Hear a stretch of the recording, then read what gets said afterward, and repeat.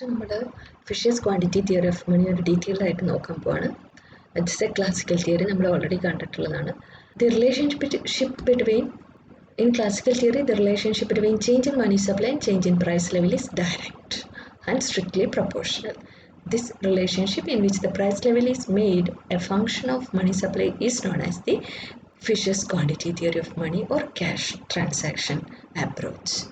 ഇതിനാണ് നമ്മൾ cash transaction approach എന്ന് പറയുന്നത്. The centre piece of quantity theory of money is the equation of exchange developed by Irving Fisher. അതായത് this quantity theory of money was developed by Irving Fisher.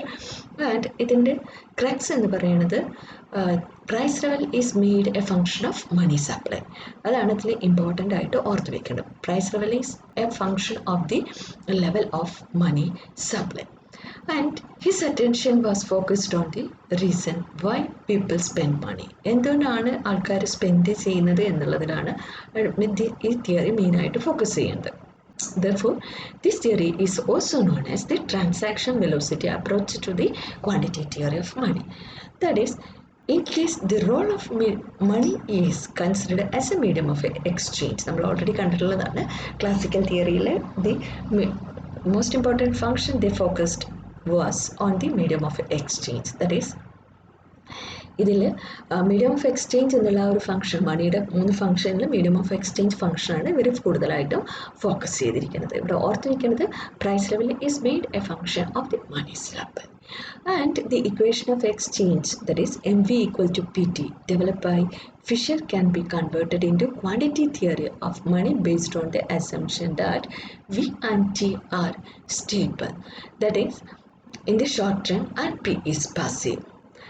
ഇവിടെ ഈ equation of exchange, quantity theory of മണീനെ നമ്മൾ പറയുന്നത് equation of exchange എന്നുള്ള ആ ഒരു പേരിൽ കൂടി പറയുന്നുണ്ട്.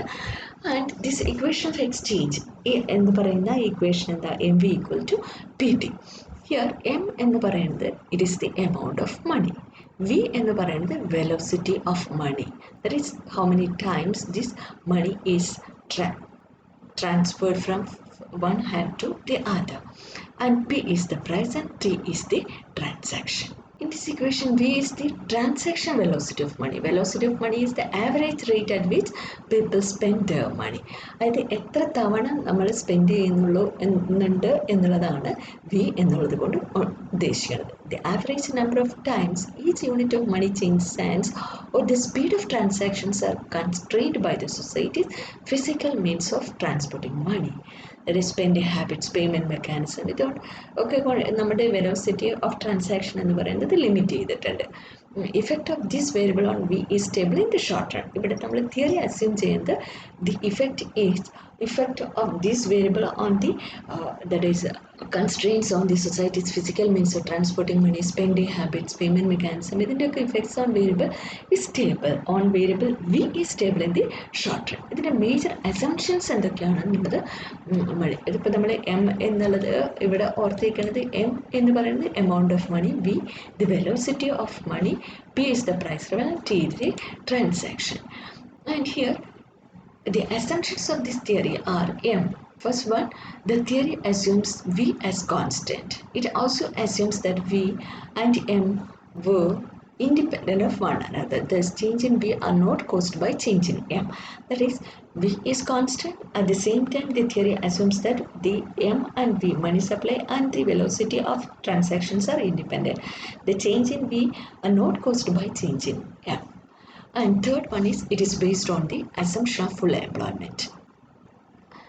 That is, in such an economy, the labor force works with a fixed stock of capital and given production techniques. അതായത് stock of capital fixed ആയിരിക്കും, ആൻഡ് അതുപോലെ പ്രൊഡക്ഷൻ ടെക്നിക്സും ഫിക്സ്ഡ് ആയിരിക്കും എന്നുള്ളതാണ്. That is the assumption of full employment.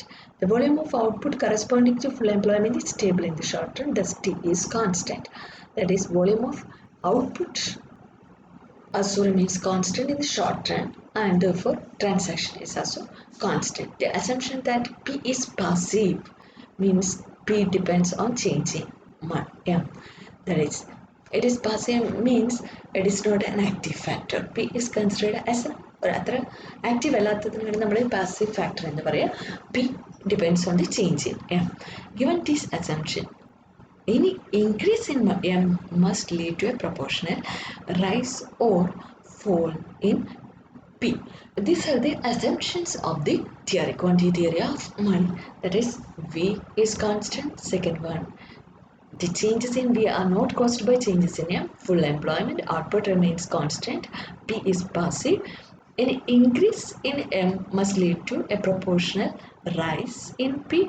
Any decrease in M must lead to a proportionate fall in P. These are the assumptions. And the crux of the theory are given here. It states that price level is directly related to the quantity of money. If quantity of money is double, price level will also double, and the value of money will be 1/2. That is, if quantity of money doubles, price level P also doubles, and V, value of money, will be 1/2. On the other hand, if quantity of money is reduced by 1/2, price level will be reduced by 1/2. The value of money will be twice. This is the relationship between the quantity of money, price level, and the quantity of money. The practical implication of quantity theory of money is that the proportionate cure for inflation is a reduction in the quantity of money, and appropriate policy during deflation is to increase the money supply. In short, central bank can control movement in price level by controlling movement in money supply. This is the practical implication of this quantity theory of money. That is, in order to cure or in order to control the inflation, reduce the quantity of money in the economy. If the situation is deflation, then increase the supply of money. Then, so far we have seen what is quantity theory of money, what are the assumptions, and what is the quantity theory of money, the relationship between the price level, money supply, as well as the value of money is given there. That is, this point is very important. That is, if quantity of money is doubled, price level doubled, and value of money half. If quantity of money is reduced by half, price level reduced by half, and the value of money will be doubled. അതിൻ്റെ implication ആണ്, practical implication ആണ് ഇവിടെ തന്നിരിക്കുന്നത്. അതായത് inflation ഒരു situation ആണെങ്കിൽ നമുക്ക് quantity theory of മണീനെ use ചെയ്യാൻ പറ്റും. ഈ തിയറി നമുക്ക് യൂസ് ചെയ്തുകൊണ്ട് ഇൻഫ്ലേഷനെ കുറയ്ക്കാൻ പറ്റും. എങ്ങനെ കുറയ്ക്കാൻ പറ്റുക? ദാറ്റ് ഈസ്, ഇൻഫ്ലേഷൻ പീരീഡ് ആണെങ്കിൽ reduction in quantity of money, and deflation period പണം കമ്മിയാണെങ്കിൽ increase the supply of money. ഇനി നമുക്ക് കാണാനുള്ളത് ഇതിൻ്റെ ക്രിറ്റിസിസംസ് എന്തൊക്കെയാണ് എന്നുള്ളതാണ്. Here, the major criticism is that it gives more emphasis or attention to the quantity of money and so concentrate on supply, which is only one of the two forces that determines the value of money. That is, this theory neglects the demand for money. Quantity theory of money എന്ന് പറയുന്നത് നമ്മളുടെ demand for മണീനെ neglect ചെയ്തുകൊണ്ട് supply of മണീനെ concentrate ചെയ്യുന്നു എന്നുള്ളതാണ് first criticism ആയിട്ട് ഇതിൽ പറയുന്നത്. Then second criticism എന്ന് പറയുന്നത്, it explains how changes in the value of money are brought about and offers no explanation of how the value of money is determined initially. That is, നമ്മൾ എങ്ങനെയാണ് value of money determine ചെയ്യുന്നതെന്ന് ഇതിൽ പറയുന്നില്ല. എങ്ങനെയാണ് value of മണിയിൽ changes ഉണ്ടാക്കുന്നത് എന്നത് മാത്രമാണ് ഈ തിയറിയിൽ പറയുന്നത് എന്നുള്ളതാണ് second criticism. That is, it explains only how changes in value of money are brought about, but it offers no explanation of how the value of money is determined. Third one, the four variables used, that is M, V, P, and T, are independent of one another. A change in M is likely to bring about change in V, and T is not an independent variable because change in M and V are likely to influence thus the assumption regarding the behavior of V and T are unrealistic. ഇവിടെ നമ്മൾ പറഞ്ഞിരിക്കുന്ന assumption എന്ന് പറയുന്നത് നമുക്ക് 4 variables ആണുള്ളത്, M, V, P and T. ഇതെല്ലാം independent ആണ്, അതായത് അങ്ങോട്ടും ഇങ്ങോട്ടും അതിനെ ഇൻഫ്ലുവൻസ് ചെയ്യാൻ പറ്റുന്നില്ല എന്നുള്ളതാണ് അസംഷൻ. ബട്ട് നമുക്കറിയാം M bring changes to V, T is influenced by M and V, etc. This is the third criticism against the quantity theory of money. And fourth one is that it cannot be considered as an adequate theory of money because it takes no account of rate of interest. അതായത് ഇതിൽ rate of interest എന്നൊരു important ആയിട്ടുള്ള ഫാക്ടറിന് വലിയ importance കൊടുത്തിട്ടില്ല എന്നുള്ളതാണ് നാലാമത്തെ criticism എന്ന് പറയുന്നത്. അഞ്ചാമത്തെ ക്രിറ്റിസിസം എന്ന് പറയുന്നത് ഇവിടെ നമ്മളൊരു അസംഷൻ ആയിട്ട് എടുത്തിരിക്കുന്ന ഫുൾ എംപ്ലോയ്മെൻറ്റ്. ഫുൾ എംപ്ലോയ്മെൻറ്റ് എന്ന് പറയുന്നത് നമ്മൾക്കറിയാം അൺറിയലിസ്റ്റിക് ആയിട്ടുള്ള അസംഷനാണ് എന്നുള്ളതാണ് അഞ്ചാമത്തെ ക്രിറ്റിസിസം ആയിട്ട് പറഞ്ഞിരിക്കുന്നത്.